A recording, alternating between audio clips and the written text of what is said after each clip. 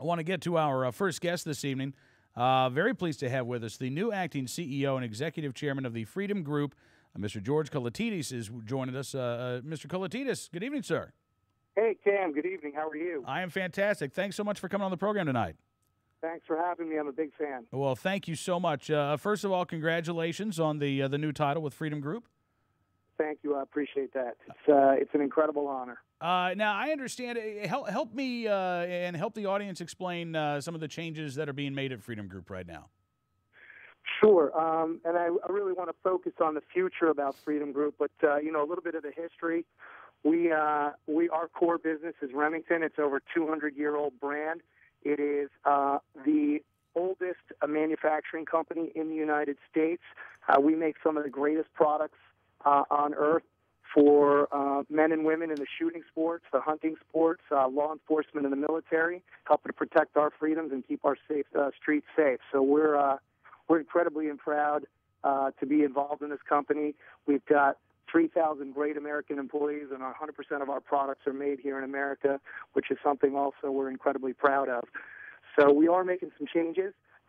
We are very focused on improving our quality, very focused on being an industry leader and developing new products to make sure that we have the future capabilities for our customers and for those great men and women of law enforcement.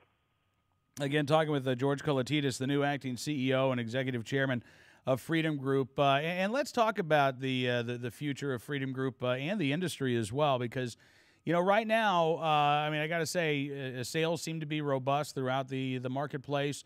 I don't know. At this point, you can't say that a lot of this is fear buying, although maybe some of that is the case. People concerned about a second term of the Obama administration. But, we really have seen several years of sustained growth in this industry. Cam, we're seeing the exact same thing as you are. We believe a fundamental shift has taken place in the industry because of some of the fears around the first election with Obama, which coincided with, an extreme recession, and, how quickly we forget how nervous people were about red lines and things of that nature.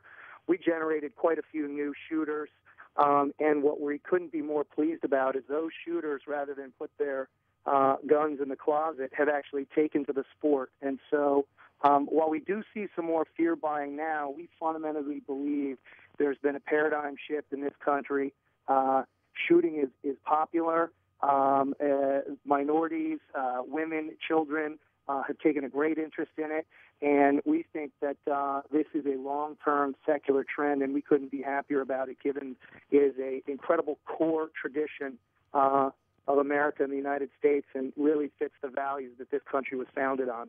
I think that's an interesting point, that it's not just new gun owners, it's new shooters, because that impacts the industry in a lot of different ways. If you're, buying a gun and you're putting it in your safe and you're never touching it, well, you're not buying ammunition. You're not buying, a new holster. You're not buying all of the gear and accessories. So, this really speaks well not just to what companies like Freedom Group are doing, but it also allows entrepreneurs to actually develop ancillary businesses. We agree. Well, we're benefiting greatly from it. We're obviously pleased to see the entire industry benefit, and it does produce innovation, which is great for all the customers and the consumers and the men and women in law enforcement and the military out there who need cutting edge products to defend us. So we're happy to see everybody participating in this trend. Now, I know that you talked about Remington, but Freedom Group also owns several other iconic brands in American firearms. Do you want to touch on what the plans are for those brands in the future? Yeah, absolutely, and I can highlight a couple of them, and then I can come back and talk about our plans for each of them. I typically mention Remington first, not to the detriment of the other brands or for a lack of love of them, but it just happens to be, the most widely known. But we've got other fantastic brands in Marlin, which is a dominant player in lever action. The first company we got involved with is Bushmaster, which is a leading player in the tactical rifle or modern sporting rifle area. We have DPMS, which is not only a leading player, but a cutting-edge player in the modern sporting rifle area with new designs, very innovative, very in touch with the younger customer. We also have some older traditional brands, more hunting-oriented.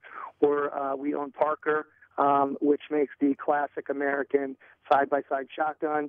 We own Dakota, which is a very classic handcrafted custom rifle, frequently used for big game hunts and more often safari hunting. We've also, to your comments about moving into more cutting edge and being entrepreneurial, we acquired a company called AAC, which is Advanced Armament Company. AAC is the leading suppressor manufacturer and is used by most of the special forces, and we believe has been the last sound some terrorists were never going to hear. That is very, very good to hear. And I got to ask you, because, and let's just get this out of the way, there's been an email forward going around, and I know that we've addressed it here on the program. NRA ILA has investigated this, but I'm just going to go ahead and ask you point blank, Mr. Kollitides, does George Soros have a controlling interest, or is he an investor in Freedom Group? I'm going to laugh because, and I appreciate the opportunity to respond to it, and I'm laughing because it's so absurd. Freedom Group is controlled by Cerberus. Cerberus is controlled by an individual named Steve Feinberg. He's a former paratrooper and a hunter himself. George Soros has absolutely nothing to do with Freedom Group, any of our brands. We don't associate with him and never will associate with him. All right, well, that's pretty clear. So glad we could get that out of the way. Now, I've got to ask you as well, we're looking here at primary returns coming in from Alabama and Mississippi. Is the industry and is Freedom Group looking ahead to the elections and what November might mean for gun owners and gun manufacturers? Yeah, we're watching it very closely, and we really like what the NRA is doing with trying to get out the vote, and we've been working with the NRA to help them propagate that, and our plan is to try to either get the website printed on our boxes of our ammo and guns, which I think it may be a little late to do, but we are going to try to be putting flyers in there as well, recognizing that anyone who is acquiring one of the Freedom Group brands and products is likely to vote the right way. We don't think that in the event a Democrat takes the White House, there's going to be a lot of legislative moves in the short term. However, we're very concerned about the fact that if a Democrat does take the House, the next president is highly likely to appoint at least one Supreme Court justice and could appoint as many as 4. And there are now decades of casework that the NRA has been doing to get some of the great wins that we've gotten out of the Supreme Court. And I tell you, that really worries me. So, in the short term, if they do win, and I hope they don't, I think it'll be a little bit rough for us. But in the long term, if they're able to make dramatic changes to the Supreme Court, it could be a generational fight for us, and obviously not good for our customers, not good for us. And so we're watching it very closely. Absolutely. Yeah, there is a lot at stake this year. And I know that you are involved in the NRA and the NRA Foundation, Mr. Kollitides, so I'm guessing that you'll be out in St. Louis at the annual meetings? I will be. If you're going to be there, I'd love to connect in person. Absolutely. Yes. We'll be broadcasting Thursday through Sunday, so stop on by. Would love to have you on the show. I'd be happy to do that, Cam. Well, listen, I really appreciate you coming on the program tonight. It is fantastic talking to you, and if we don't talk to you before then, we'll see you in St. Louis. Looking forward to St. Louis.